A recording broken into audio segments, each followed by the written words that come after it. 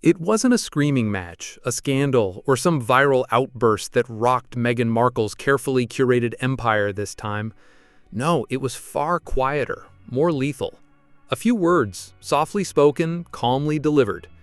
That's all it took for Martha Stewart to cast a long, chilling shadow over Meghan's lifestyle brand.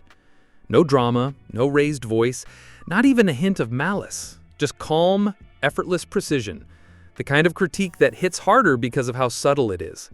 The kind that doesn't just land like a punch, it lingers like a bruise. It happened during an appearance on the Megyn Kelly show, where Martha Stewart was joined by journalist Glenn Greenwald. The conversation drifted toward the world of celebrity lifestyle brands. Stewart, the undisputed queen of the genre, was generous in her praise of Gwyneth Paltrow's Goop, calling it bold, authentic, and brilliantly executed. Then came Meghan's name. A beat. A pause. And in that moment, everything shifted. Stewart didn't lash out. She didn't mock. Instead, she simply said, "I don't really know her very well, but I hope she knows what she's talking about." To the casual observer, it might have sounded like a benign comment, but to those familiar with the language of the industry, branding professionals, media insiders, publicists, it landed like a dagger.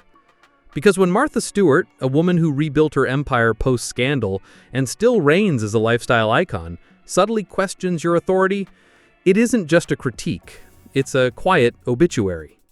This wasn't off-the-cuff remark from some disgruntled royal commentator or a gossip blogger chasing headlines. This came from Martha Stewart, one of the most respected and resilient women in American media. She's not just a name, she's a force.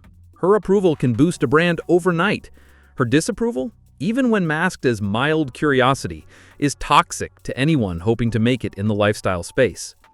And Meghan has been trying, very, very hard.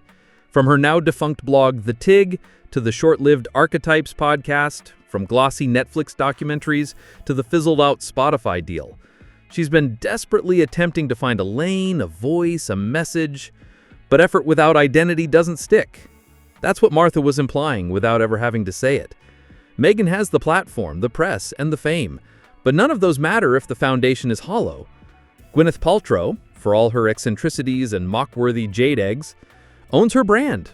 Goop might be ridiculous at times, but it's consistent. It's her. You believe she lives that life. You might roll your eyes, but you don't question her authenticity. That's the difference. Meghan, on the other hand, feels like she's constantly playing dress-up. Every new endeavor is a reinvention. Every project is an introduction. But at some point, people stop listening if you keep trying to reintroduce yourself. And the industry has taken note. Her Spotify podcast, once hyped as a major cultural moment, disappeared with a whimper. Critics called it overly scripted, repetitive, and strangely soulless. Even the numbers couldn't save it. Spotify quietly pulled the plug. Her Netflix series, meant to reshape her image and tell her story, barely registered in viewership. Ranking 383rd in the charts, it was a glossy spectacle that no one really watched. Meanwhile, Harry's Polo docuseries barely cracked 500,000 views. Every time a deal fails, the excuses for Meghan's camp follow a familiar pattern. Media bias, unfair treatment, hidden agendas. But after a while, that narrative collapses under its own weight. The world is certainly filled with injustice, but it's also filled with people who rise above it. Martha Stewart went to prison and came back stronger. Oprah Winfrey was attacked for decades and only grew more powerful.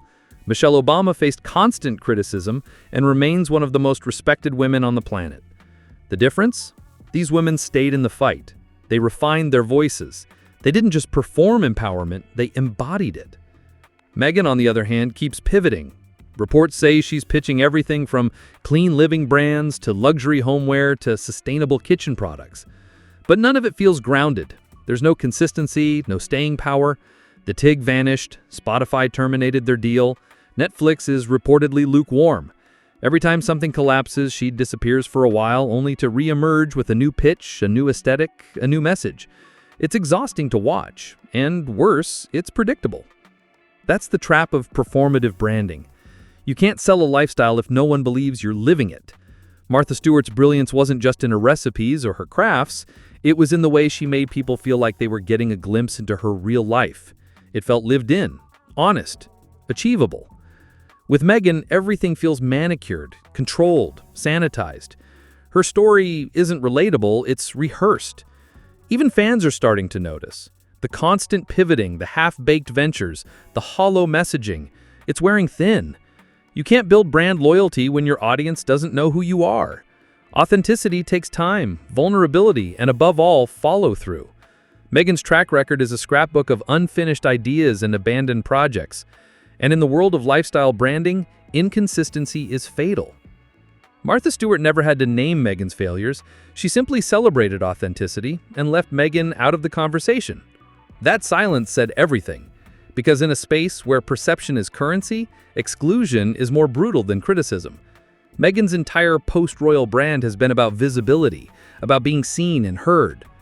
But now, the silence is louder than any press release. Industry veterans are stepping back, collaborators are hesitating, and the public, they're tuning out. There's no longer controversy or scandal driving the clicks, just a collective shrug. Megyn aimed for elite circles. She wanted to be the new Oprah, the next Martha, the queen of the lifestyle table.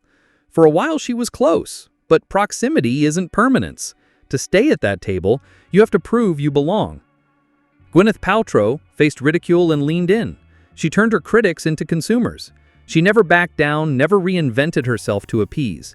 She stood in her truth, flaws and all, and that confidence translated into loyalty. Megyn, meanwhile, is on a treadmill of reinvention, each new project shadowed by the ghost of the last one's failure. It's not just business that's taken a hit, public sentiment has shifted too.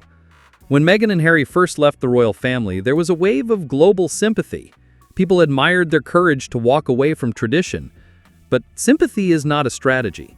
Over time, that goodwill faded. Why? Because they didn't deliver. Vulnerability felt curated. Activism seemed brand-driven, and every headline became about spin, not substance. When Variety left Megyn off their top 20 list of lifestyle influencers, it wasn't just a snub, it was a reflection of where she stands. Not disliked, just irrelevant. That's the real threat. Because in a world saturated with content, being forgotten is worse than being hated. And that's why Martha's words hurt more than any tabloid takedown. It wasn't loud, it wasn't cruel, it was cold, calm, and final. The kind of remark you don't recover from with a rebrand or a PR blitz. The kind that sticks. The kind that makes people question whether you ever belonged in the conversation at all. In the end, Megyn's problem isn't that she lacks ambition. It's that she lacks direction. Branding is about trust, about consistency, about truth. And if you don't have those things, no amount of fame can fill the gap. Meghan Markle may still have the spotlight, but as Martha Stewart proved in one measured breath, the room around her is growing quieter by the day.